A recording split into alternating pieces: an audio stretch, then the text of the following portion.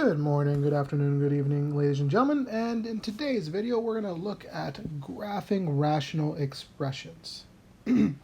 Now, when you want to graph rational expressions, you're still going to do the same steps you would have normally done before when we had to simplify rational expressions.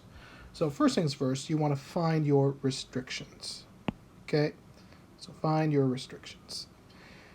I'm going to write these here in the corner.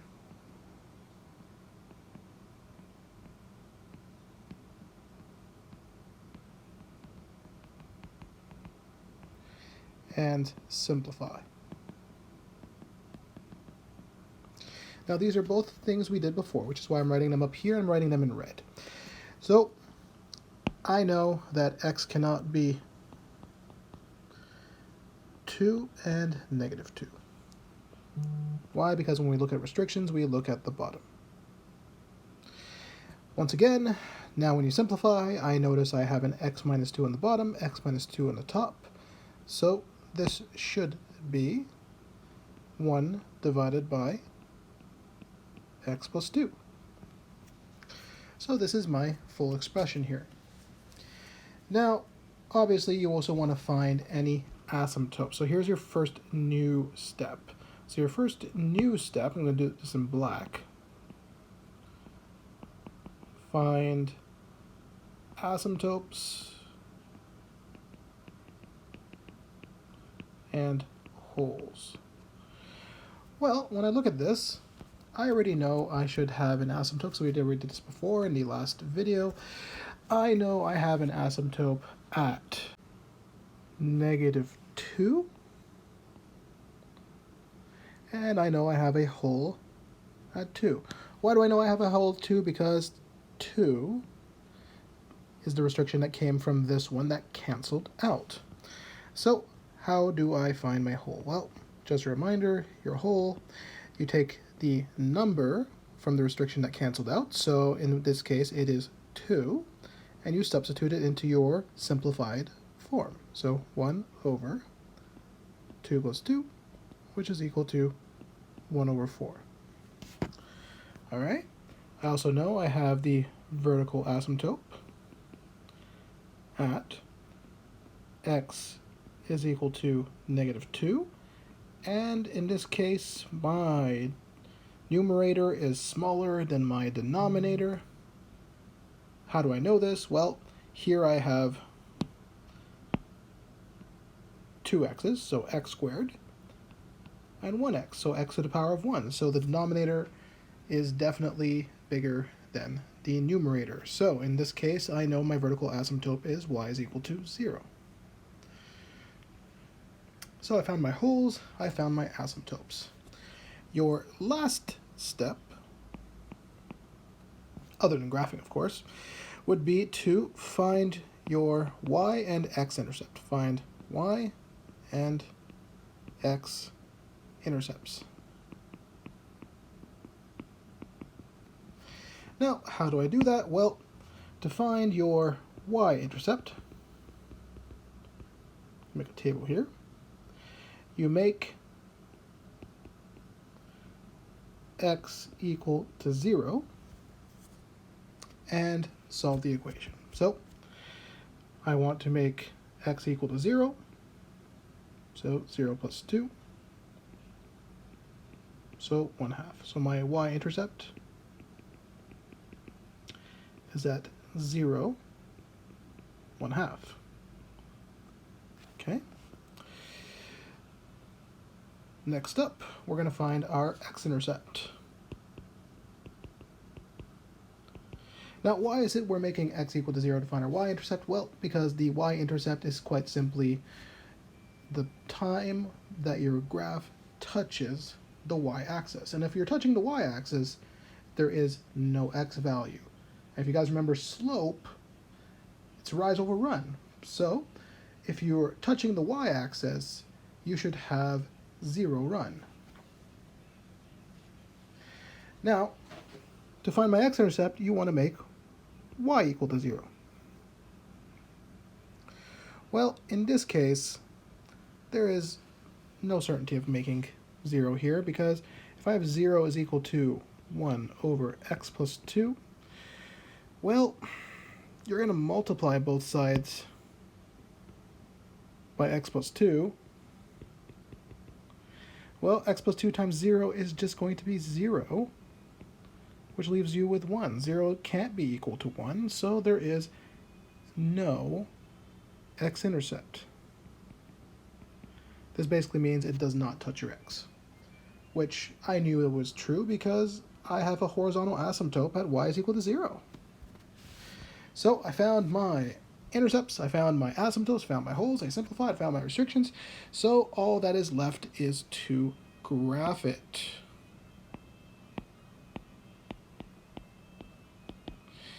Now, in order to graph an equation, you have to be able to know what the original graph looked like. So this is a rational expression. I know that rational expressions, let's say, come from something like this, 1 over x. And 1 over x, how did that look like? Well, 1 over x, as we know from our previous video, has a horizontal and a vertical asymptote at 0, in which case means that should be like this and like this. So I know that all rational expressions should look in some form or another like this.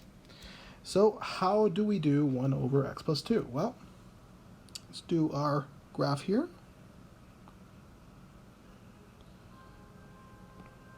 Obviously, if you're doing this question for your homework, please try to use a ruler, unlike me.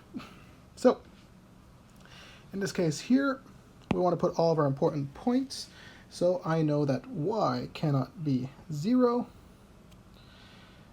And, yep, so y is equal to 0 is your horizontal asymptote. And x is equal to -2. Sorry.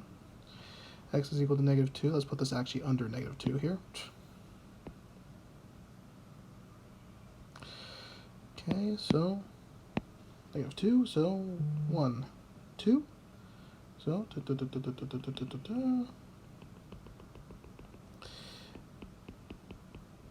okay, so that's my vertical asymptote.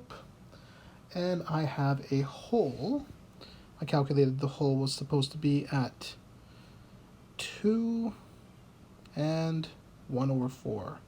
So at 2, 1, 2, let's say this is 1. 1 divided by 4 is 0.5, so let's say 0.5 is over here. So let's make this exact. That means I should have a hole right there. Okay, so let's erase this. Now, let's use the same color here. Let's actually go with red. No, let's go with blue here. Should come out nicely. Alright, before on the left side, keeps going, can't touch -2. Can't touch 0 either. On the right side here, can't touch -2, keeps going. Can't touch this point, there's a hole, and then keeps going. And that is 1 over x plus 2. And as you can see, it doesn't touch the x-axis at all, so there's definitely no x-intercept. If there was, it would definitely cross through it. And that is how you graph rational expressions. Okay, so let's do another quick example using something we've used before. So we have 12x squared minus x minus 6 divided by x minus 2 and times 3x plus 2. So let's follow our steps here. Let's find our restrictions. Well, my bottom's already, well, it's pretty much already factored, so I already know my restrictions. X can't be 2, and it can't be -2 over 3. Next up, you want to factor everything so that you can simplify. Well, we've done this before, so it should be commonplace at this point. I know you should have a 3x plus 2 and a 4x minus 3, and then an x minus 2 on the bottom. All right, so that should mean that, oh, forgetting also this one here, 3x plus 2. 3x plus 2's cancel out, leaving me with 4x minus 3 divided by x minus 2. All right, so Now, what canceled out? Well, the 3x plus 2 canceled out, which means I know that this one is the one that makes my whole, so let's get my whole. We're going to substitute this into our simplified form, so we're going to have 4 times negative 2 over 3 minus 3 divided by negative 2 over 3 minus 2. Alright, so let's expand this and solve this. So on the top you should have 4 times negative 2, which is negative 8, so you have negative 8 over 3 minus 3, negative 2 over 3 minus 2. Obviously, to do this, you need to do common denominators. So in order to do common denominators, you need to have a 1 and a 1. So I know that this is going to be negative 8 over 3 minus 9 over 3, negative 2 over 3 minus 6 over 3. Let's continue this over here. Alright, so you're going to have negative 17 over 3. And remember, whenever you're dividing by a fraction, it's the same thing as multiplying by the reciprocal. So on the bottom, I have negative 2 minus 6 should be negative 8 over 3. So in which case, it's the same thing as saying 3 over negative 8. You have a 3 on the top, 3 on the bottom, twinsies.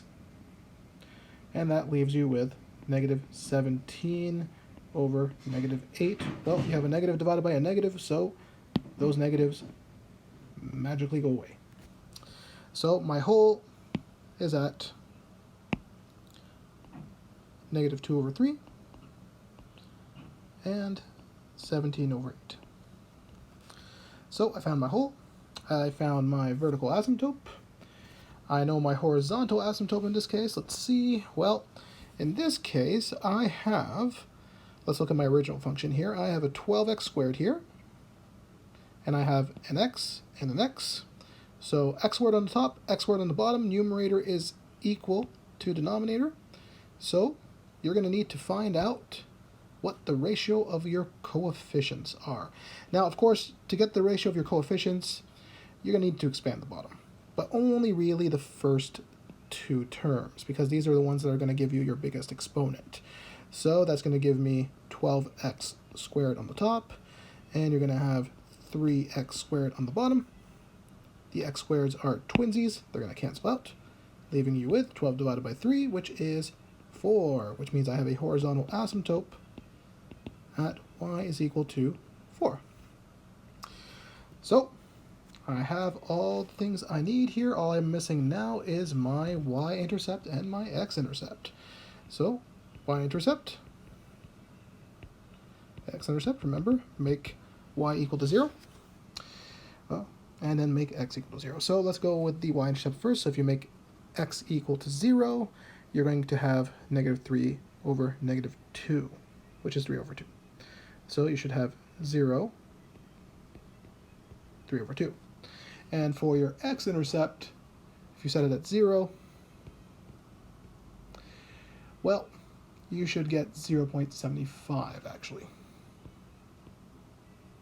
Oops, let's write this the other way around. So 0.75 and 0. Now for those of you who are having trouble seeing that, let's say you have 0 is equal to 4x minus 3 divided by x minus 2. Obviously, if you multiply both sides by x minus 2, it's going to be 0 is equal to 4x minus 3. Add 3 to both sides, divide by 4, so you're going to have x is equal to 3 over 4, which is 0.75. Okay, so now we have all of our important points. Let's graph. Now obviously I'm using this function because it's probably the most difficult function you'll ever see, and it's using a lot of the tricks that we learned. Alright, so let's put our important points first. So I know that I have a vertical asymptote at 2. Okay, can't be 2. 1, 2. I have a horizontal asymptote at 4, so it can't be 4. 1, 2, 3, 4. So can't be U.